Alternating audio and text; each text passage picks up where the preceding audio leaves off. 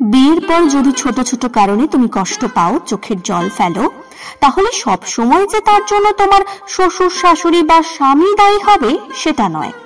এগুলোর জন্য আসলে তুমি নিজেই দায়ী। এই যেমন ধরো, তুমি যদি ভাবো তোমার বাড়িতে তুমি যেভাবে থাকতে শ্বশুর বাড়িতেও সেইভাবেই থাকবে, সবসময় তোমাকে অনেক গুরুত্ব দেওয়া হবে, এটা তো তোমারই দোষ।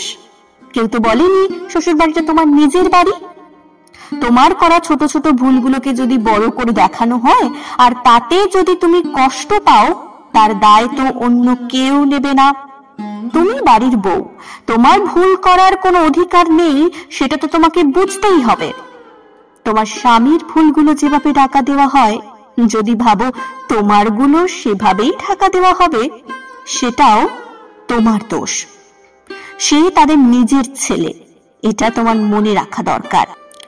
তোমার ননদ অনেক কাজ করে বলে তোমার শাশুড়ি মা যেমন দুঃখ করেন, তুমি যদি ভেবে বসে থাকো তুমি অনেক কাজ করলে তোমার জন্য করবেন, সেটাও তোমার দোষ।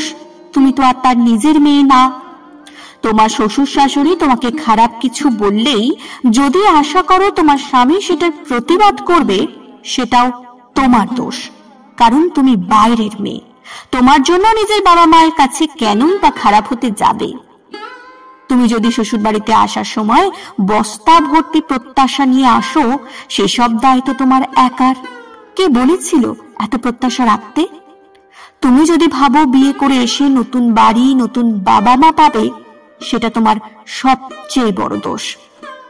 মা বাবার যে কোনো বিকল্প হয় না, আর শ্বশুর বাড়িটা কোনোদিন নিজের বাড়ি হয় না। সেখানে শুধুই সব মেনে নেওয়া আর মানিয়ে নেওয়া।